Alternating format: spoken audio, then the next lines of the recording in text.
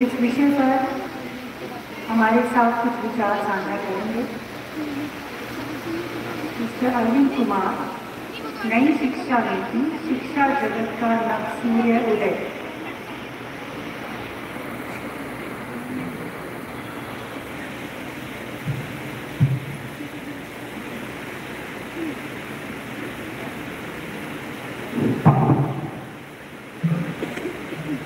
परम आदरणीय इस विद्यालय के निदेशक श्री देशना शर्मा जी, मंच पर बैठे उनके साथ जो स्कूल की मैनेजिंग कमेटी है उसके प्रेसिडेंट श्री सतीश गजवाल जी,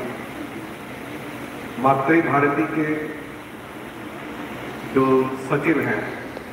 श्रीमती सरिता जी, एवं इस विद्यालय के आचार्य दीदीगण, समूह मातृ भारती सदस्यगण एवं अभिभावक, आज हम सभी का ये सौभाग्य है कि इस संध्याकालीन अभिभावक सम्मेलन के शुभ अवसर पर काफी लंबे समय के बाद हम आज यहाँ पर एकत्रित हुए हैं। मुझे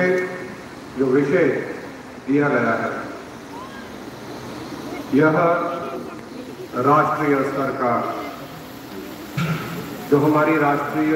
शिक्षा नीति 2020 उसके बारे में थोड़ी सी जानकारी और इस शिक्षा नीति के उपलक्ष्य में हम अभिभावकों की विशेष तौर पर क्या भूमिका रहनी चाहिए उसको लेकर मैं आपके समक्ष उपस्थित हूँ।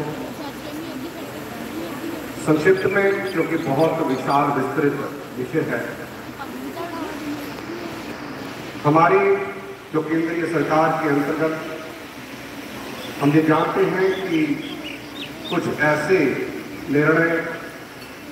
लिए गए जो कि बहुत ही कठिन परिस्थितियों के अंतर्गत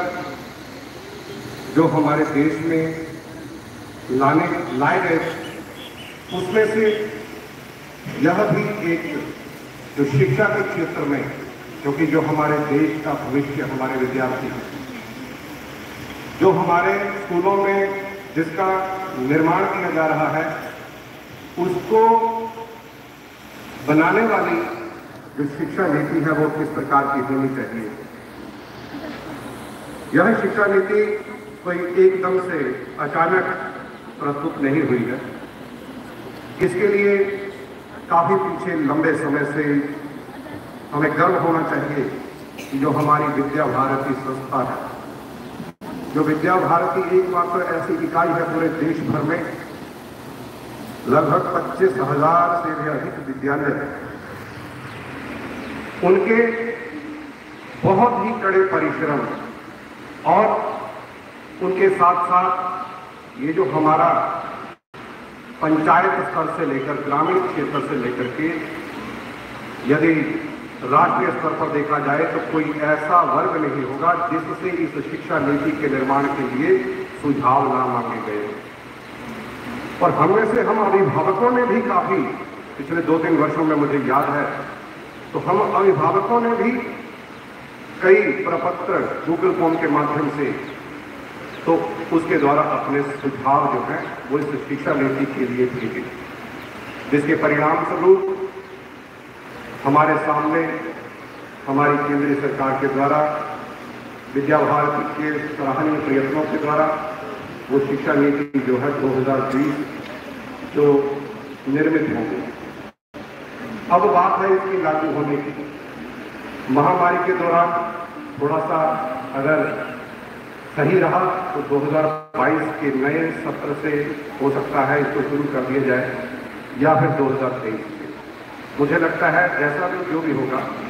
वो है क्या, इसमें संक्षिप्त में जानकारी देना चाहूंगा कि इसके अंतर्गत जो हमारा पुराना या कह सकते हैं कि पहले चलता था वो कक्षा पहली से लेकर के 12वीं कक्षा के तक जो स्कूलिंग होती थी विद्यार्थी की,